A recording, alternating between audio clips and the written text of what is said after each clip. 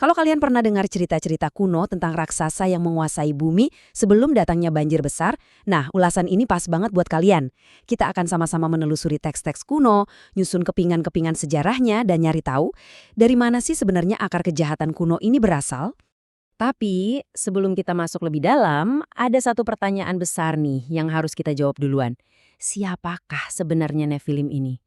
Pernah kebayang nggak sih, apa mereka ini benar-benar hibrida raksasa yang berjalan di atas bumi secara harfiah, yang bawa teror dan kehancuran? Atau apa mereka sekedar entitas iblis? Atau mungkinkah mereka itu cuma semacam metafora kuno yang sangat puitis tapi brutal, yang sengaja diciptain buat ngegambarin korupsi dan kebejatan moral manusia itu sendiri? Nah, buat ngejawab ini semua, kita harus narik waktu jauh ke masa lalu, ke sebuah teks kuno yang penuh dengan intrik surgawi. Oke, kita masuk ke bagian 1, pemberontakan para pengawas, alias awal mula kejatuhan. Semuanya berawal dari Kitab Henokh. Ini adalah sebuah literatur Yahudi kuno di mana, bayangin aja, ada sekelompok malaikat atau yang disebut para pengawas ditugaskan buat ngebimbing umat manusia di era prabanjir. Tapi bukannya ngelindungi, mereka malah ngerencanain pemberontakan.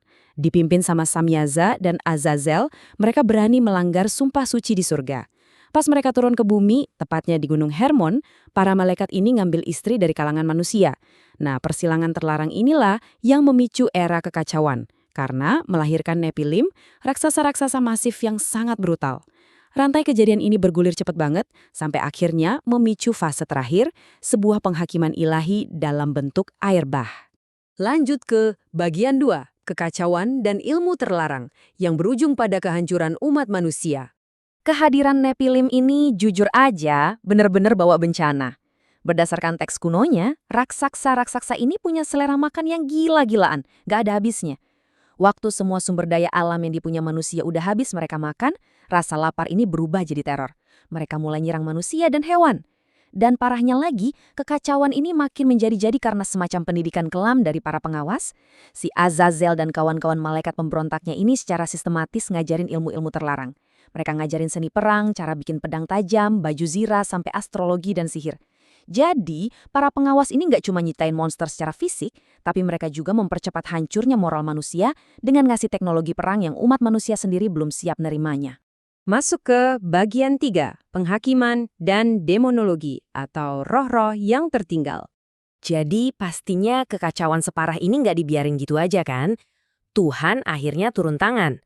Dia merintahkan para malaikat agung buat ngurung para pengawas, sementara Nephilim ini dibiarin saling bunuh sampai akhirnya binasa ke sapu air bah. Tapi tunggu dulu, kematian fisik mereka ternyata malah melahirkan sesuatu yang baru, yaitu konsep demonologi bait suci kedua. Ini yang menarik banget. Orang Yahudi kuno percaya roh tanpa tugu dari para Nephilim yang mati ini berubah jadi entitas jahat yang terus gentayangan di bumi. Karena mereka ini lahir dari campuran roh malaikat yang abadi dan daging manusia yang fana, roh mereka nggak bisa kemana-mana, terperangkap di bumi. Kisah ini benar-benar secara harfiah jadi fondasi asal-usul konsep roh jahat dalam tradisi Yahudi kuno, yang nantinya juga ngaruh banget ke teologi Kristen mula-mula. Tapi hold on, mari kita ubah sudut pandang kita sejenak. Bagian 4, realitas akademis, saat mitos bertemu dengan sejarah. Sejauh ini, narasi yang kita bahas tadi kedengaran kayak film fantasi epik dengan skala kosmik kan?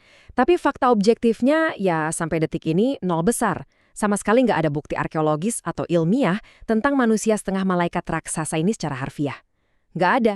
Meskipun ceritanya luar biasa keren, mayoritas ilmuwan dan sejarawan modern menempatkan kisah Nephilim ini murni sebagai sastra religius dan mitologi kuno. Gak pernah tuh ada penemuan kerangka setinggi puluhan meter di Timur Tengah. Jadi para akademisi ngelihat ini bukan sebagai catatan sejarah literal, melainkan sebagai sebuah literatur kuno yang super kaya akan makna budaya. Terus pertanyaannya, dari mana dong cerita ini berasal kalau bukan dari kejadian nyata? Nah, akademisi ngelihat ada kemiripan yang lumayan nyolok antara tradisi Henokh ini sama legenda-legenda dari Timur dekat kuno. Kalau kita lihat bangsa Mesopotamia, Kanaan, sampai Sumeria, mereka semua tuh punya kisah tentang pahlawan raksasa atau manusia setengah dewa, pokoknya makhluk ilahi yang turun dan campur tangan sama manusia.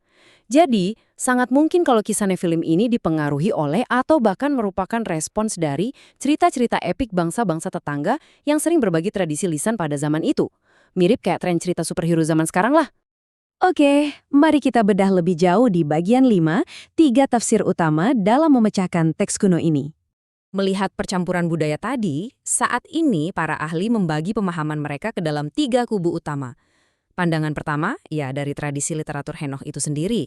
Ini interpretasi supernatural murni, di mana Nephilim beneran diyakini sebagai hibrida campuran malaikat jatuh dan manusia. Pandangan kedua, ini yang lebih umum dipakai di kalangan teolog Yahudi dan Kristen. Mereka ngartiin anak-anak Allah itu sebagai garis keturunan manusia biasa yang soleh, yaitu keturunan Nabi Seth yang kemudian tergoda dan menikah sama garis keturunan Kain yang jahat. Di sini, Nephilim cuma manusia biasa, tapi jadi penguasa yang kejam banget. Dan yang ketiga, pandangan simbolis. Mereka ngelihat Nephilim ini cuma sekedar simbol, metafora dari para penguasa tiran zaman kuno, atau prajurit legendaris yang kehebatannya dibesar-besarin dari mulut ke mulut selama bergenerasi-generasi. Yang membawa kita ke bagian 6, tujuan sebenarnya. Gimana cerita ini jadi cermin sifat dasar manusia? Terlepas dari kubu mana yang kalian pilih, ada alasan sosiologis yang jauh lebih dalam di balik ini semua. Kenapa sih orang zaman dulu ngotot banget nyeritain dan nyimpan cerita ini selama ribuan tahun? Jawabannya, karena mitos Nephilim ini mencerminkan usaha keras mereka untuk memahami dari mana asalnya kejahatan, kekacauan, dan rusaknya moral manusia. Coba deh kalian bayangin hidup di dunia kuno yang brutal, penuh peperangan, tirani, dan kelaparan. Kalian pasti bakal nanya, kok bisa sih dunia jadi sejahat ini? Kisah para malaikat yang bawa senjata ke bumi dan raksasa Nephilim yang melambangin kerakusan itu adalah cara yang benar-benar jenius dari masyarakat zaman dulu buat ngejelasin akar dari korupsi umat manusia. Intinya, ini tuh kayak sebuah cermin raksasa yang dihadapin langsung ke wajah kemanusiaan kita sendiri. Jadi, ini pertanyaan penutup buat kita renungin sama-sama. Apakah monster-monster dari masa lalu kita yang kuno ini sebenarnya hanyalah pantulan dari kelemahan dan kecacatan kita sendiri sebagai manusia? Kisah Nephilim ini bisa bertahan sampai hari ini karena dia nyentuh sesuatu yang sangat fundamental tentang kita. Rasa haus kita akan kekuasaan, kejatuhan moral kita, dan pencarian kita yang gak ada ujungnya buat ngerti dari mana datangnya kejahatan.